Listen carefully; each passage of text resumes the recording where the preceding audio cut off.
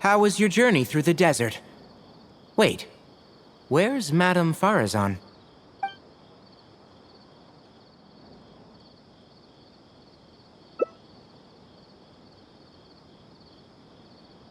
Oh no. She finally got to reunite with an old friend from 100 years ago. But... As a researcher, she could perhaps accept it. However, as a friend, student, and a daughter, we should give her some time. Let's just wait for her here. And in the future, I hope that we can be here to support her as her new friends.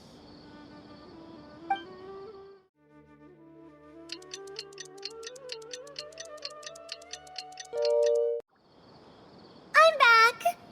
What? Is there to be no welcoming party? We've all been waiting for you, Madame Faruzan. That's more like it. Now, here are some components I brought back from the desert. Switch these out with the ones Karkata is using right now, and it'll be back in ship shape. Huh? Why do you all look so solemn? Come now. Liveliness befits youngsters more. Madame Faruzan, did these parts come from... Come now. I thought that you must have encountered some major problem. This isn't something you have to worry about. Well, it looks like you already know everything, but no need to feel bad. Like I said before, as researchers, we must learn to accept our failures. Tamiil had been operating beyond capacity for a century, and I'm unable to repair it with my current abilities. Not even with these parts. It would thus be much better to use them to extend Karkata's lifespan. As a senior, it is only right that I do something for the people who come after me. That holds true for both researchers and machines. Besides, I didn't say that I would be giving you these parts for free. They will only be used for Karkata temporarily. Otherwise, you wouldn't be able to help me with my research. I'll be sure to revive Tamimi once I've fully deciphered and replicated the creations of the ancient civilization. All right, I'll do my best to help. Me too. Although, I'm not sure if I'll be much help. Thank you. If they could remodel Tamimi successfully even back then, there's no reason why we won't be able to do even better. And when that day comes, I'll be sure to say, welcome home, Tamimi.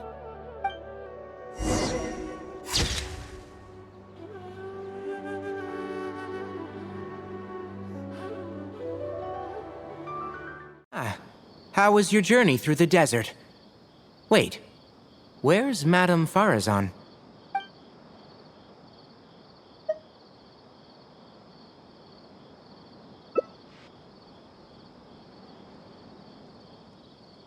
So, Madame Faruzan has some other things to settle. All right. And to think that Raid was doing all those things on the sly. It's good that you all got out of that situation in one piece. Madame Faruzan will be able to repair Karkata when she gets back, won't she?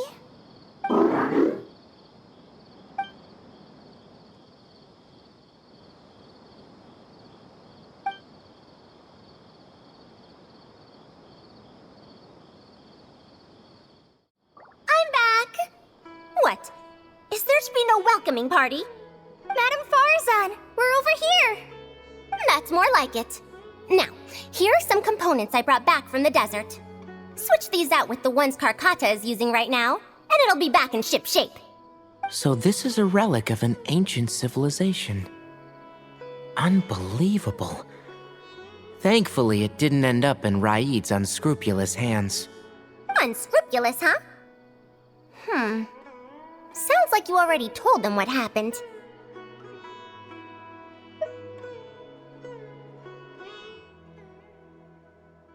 Is that so? Thank you. We will talk about everything else later. It's nothing. I've already given all the evidence we have against Raid to the Academia. They're going to be very busy. Too busy to bother us, I'd wager. I'll start repairing Karkata then. Kale, can you help me out? Of course!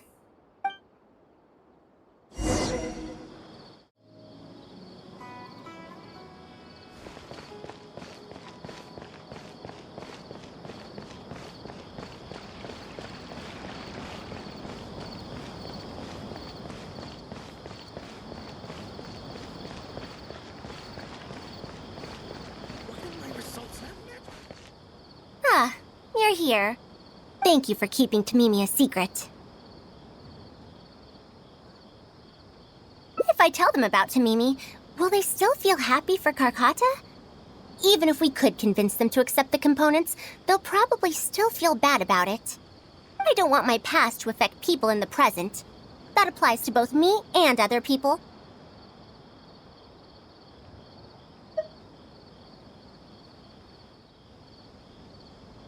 It's fine. I'm used to this. I once believed that I'd never hear from my old friends and family ever again. Even their faces are getting hazier in my memories. However, I could remember them clearly again after reading the letter Tamimi handed to me and learning that they'd never given up on me. That's more than enough. I'd be disappointing them if I let myself fall into a slump because of this. Neither my teacher nor my mother would have wanted to see me like that. Besides, you're lending a listening ear to me now, aren't you? Oh, Pardeus DI looks pretty scenic at night. Will you take a stroll with me?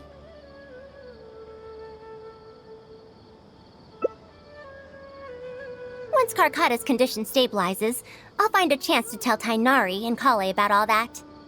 But for now, just help me keep this secret.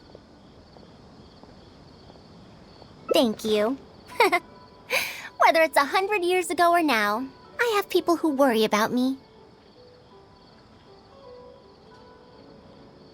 I suppose I should consider myself quite fortunate. The only time when I felt otherwise was when I had just returned to Sumeru. No one came to check up on me then.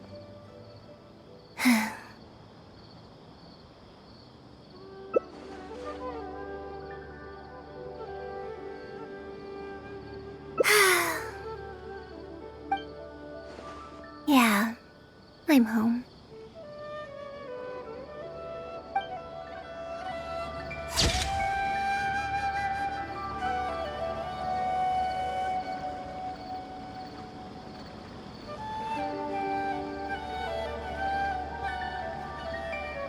But if I get her in trouble with the academia, then she won't have the time to help Master. What should I do? Oh, this is such a headache.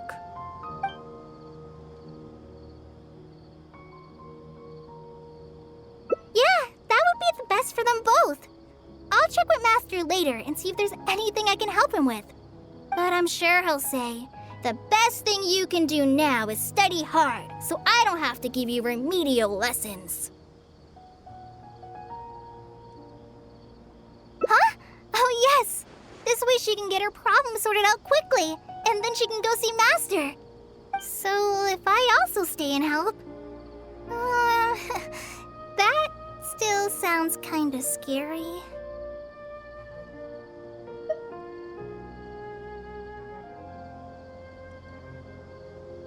Okay then. I'm counting on you.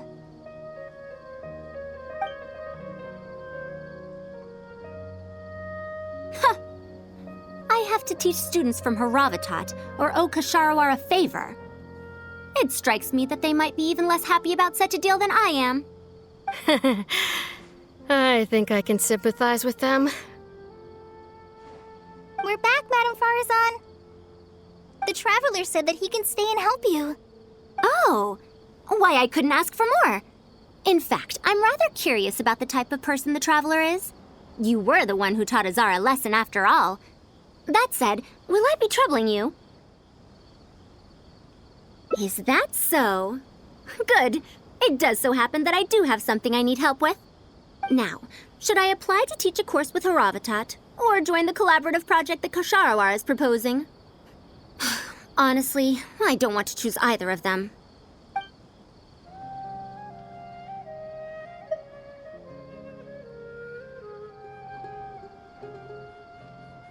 I don't know if Tainari's told you about this before, but while my research involves learning about ruins and the mechanisms within them, I don't belong to Kasharawar, which specializes in researching mechanisms, nor am I in Spontamod, which specializes in researching energy flow.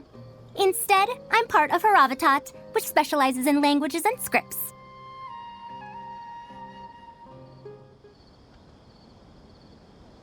She has been invited to Kasharawar multiple times to continue her research, but she's rejected them each time. Just listen to how they introduce themselves. In the future, Ksharawar will be the only Darshan with the ability to research mechanisms. There's no such thing as exclusivity in knowledge. Besides, the current Ksharawar is more concerned about how mechanisms can be used in everyday life, while my research involves textual analysis of ruins. If they're trying to use the collaborative project as an excuse to have me reconsider again... No, that's not it. The request this time is from Akara Crafts. The representative of Ksharawar recommended you to them, Madame Faruzan. In truth, she told me that it's because she respects you a lot. Oh, respect? Oh, my. Putting aside my ideological differences with Ksharawar, I suppose I must acknowledge this attitude of theirs. At the very least, they're bounds above those decrepit Haravatat fools. Yeah, Akara Crafts is a pretty nice shop. Since both of you feel as such, I shall first hear this proposal. In summary, Akara Crafts wants to design a series of early learning toys that will cultivate curiosity and learning in children. Early learning toys. Interesting. The academia agreed to work with them because they hope that these toys can help children become excellent researchers in the future. True. The current academia is in need of some new blood. If the children start learning now, perhaps I can find some talented students in a few years. Madame Faruzan, you still haven't found any students? Anise, Kasharawar's representative, should be staying in the inn at Port Ormos. If you want more details, you can find her there. Port Ormos? Now there's a place I haven't been to in a long time. I wonder how much it's changed. I probably can't join you since Port Ormos is a little far from here. I should probably go back and report to Master, and then review today's homework. No worries. Go do your homework, Kale. Once I'm done with everything here, I'll head over to Pardistii. Thank you. Why, I'd even call this a rare chance for a curious researcher like myself to observe the legendary traveler up close.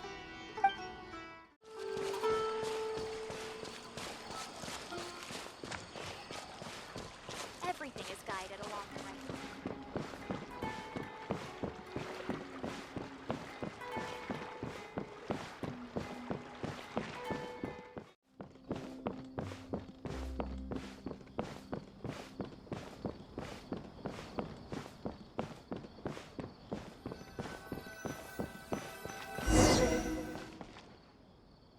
Madame Faruzan! Oh, it's really you. Did you change your mind? All right, calm down. Let me be clear. I'm still not all that interested in Ksharawar. I'm just here to see how the project is going. After all, you're here as representatives of the academia in this collaboration. The reputation of all research is at stake here, so I will not simply stand by should mistakes get made. Either way, it's good that you were willing to come. Now, we've given Akara Crafts many ideas over the past couple of days. However, their owner thinks that our designs are too complicated, which will drive production costs too far up. That's expected. Students who have never had to deal with budgetary constraints probably don't understand how important it is to keep costs low. How enviable. Oh,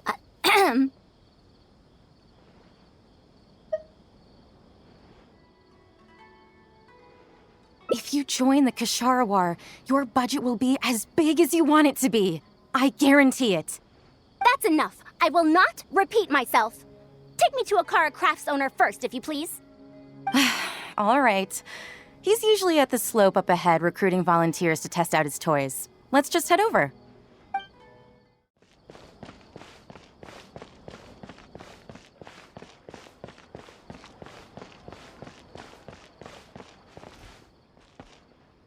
Mamdu, the one I recommended is here. Oh, so you're, Madame Faruzan? Yes, that's me. Oh, wonderful. We haven't been able to make any progress on our collaboration recently. We've made many suggestions, but Miss Anise thought that those ideas were too simple and wouldn't be effective in training the mind. These early learning toys are meant to help the academia train future researchers, after all. If they're too simple, then how are they any different from regular toys? But if they're too complicated, not only will they be expensive to produce considering our production capabilities, but they won't have much broad appeal to Sumeru's children either. So the design can't be too complicated, but it can't be too easy to play with either. I remember that in your notes, many contraptions have managed to fulfill complex functions despite using simple parts. Maybe we can do something similar with these early learning toys. The contraptions in my notes? I didn't create those. I simply took the contraptions in the ruins apart and analyzed them. But now that you mention it, the ruins did have things like that. Do you have a pen, paper, and scissors? I'll make a paper prototype. You have an idea already? I suppose I should have expected as much of a respected academia senior researcher. We do have those. Yes, please, help yourself. Oh, you're done already? Let me explain. These 3 thick lines represent 3 poles. These paper strips of varying lengths represent rings of different sizes. They can be slotted onto the poles and stacked up like a tower. Well, that is easier to make than I expected. So, how is this game played? That's very simple as well. You just need to shift the tower from this pole to another pole. Isn't this a little too simple? Even by the standards of an early learning toy, I mean. Of course, when moving each ring, the paper strips in this case, you must follow one rule. You can only move one ring at a time, and you can't place a bigger ring on top of a smaller one. It's like building a tower. The rings in the 3 poles must be stacked from big to small. I named this toy Pagoda Stack. Pagoda stack. That sounds way too simple. Even I feel like it's missing something. Give it a try and you'll find out if it's simple or not. I heard from Anise that you find volunteers to try out the toys, right? Why don't we do the same for this game? It's such a simple toy. There's no need to... Mamdu, let's just do as she says. Okay, then. And that's how you play this game. You can all give it a try. Let's see who's able to move the tower to another pole in the smallest number of steps. You called everyone here for such a simple toy? It doesn't look like it'll take that many steps. Come on, we all promised to help Mr. Mamdu test out the new toys. He said he'd give us new Genius Invocation TCG cards.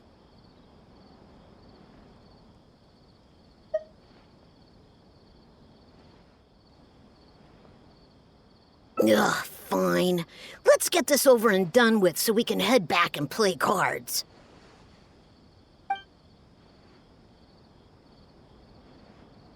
Done! It took me 19 steps. Huh? It took me over 20 steps. I only needed 18 steps. Not bad. Looks like you're all familiar with the rules now. Then let's increase the difficulty. The next tower will be 5 layers tall. Now then, give it a shot. Wait, there's more? Well, since we're already here, why don't we just give it a try? An extra layer shouldn't make it that much harder, right?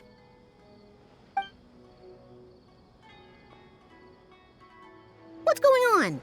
I've already moved over 30 steps, but I'm still not done yet. I'm almost done. Looks like I'm the faster one this time. Done! It took me 35 steps. What? How? This pagoda stack toy is pretty fun to play with. Good. We'll try it one final time. This time, we'll add 2 more layers, making 7 layers in total. Mamdu, we've still got quite a few paper strips here. Why don't you give this a go as well? Do you need that many steps for something this simple? Let me try. Madam Faruzan, allow me to try it as well. You were looking at it quite seriously just now. Are you starting to understand the principles involved? I think so. If you want to test out your hypothesis, you'll just have to play and find out. Got it. We don't have enough paper strips left for you, Traveler. However, by the looks of things, you seem to have the game figured out.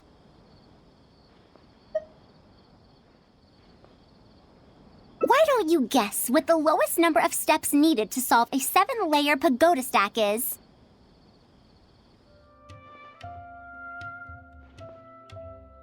Oh, color me impressed. You figured it out so quickly. Let's see how well they do then. If I move this small ring, then the big one won't be able to go on top of it. Oh, this is going to take more steps than I expected. I've lost count of how many steps I've taken. Can I restart? This got a lot harder.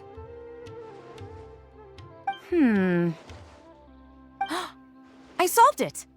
Madam Faruzan, it takes 127 steps in total.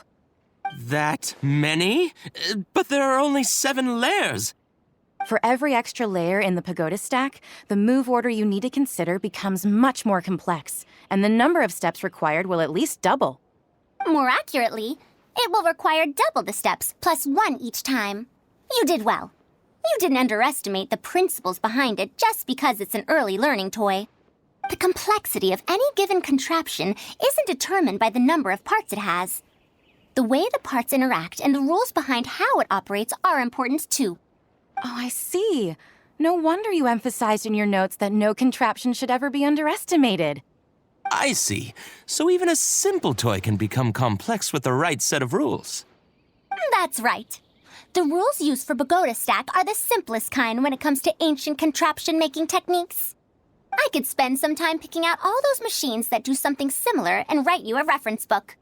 Once that happens, you can give the volunteers the reference book and paper prototypes and find out which toy is the most popular.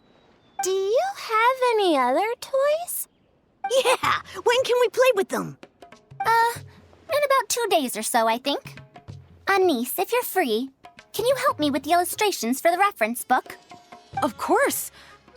I'd be honored. 2 days should be enough for us to find more volunteers. Then we can organize a huge conference here, at which we can announce which toy we'll be making. You'd be most welcome. We need more people to get a healthy range of opinions. The more, the merrier. Thank you for coming here with me today. I'll walk back with you.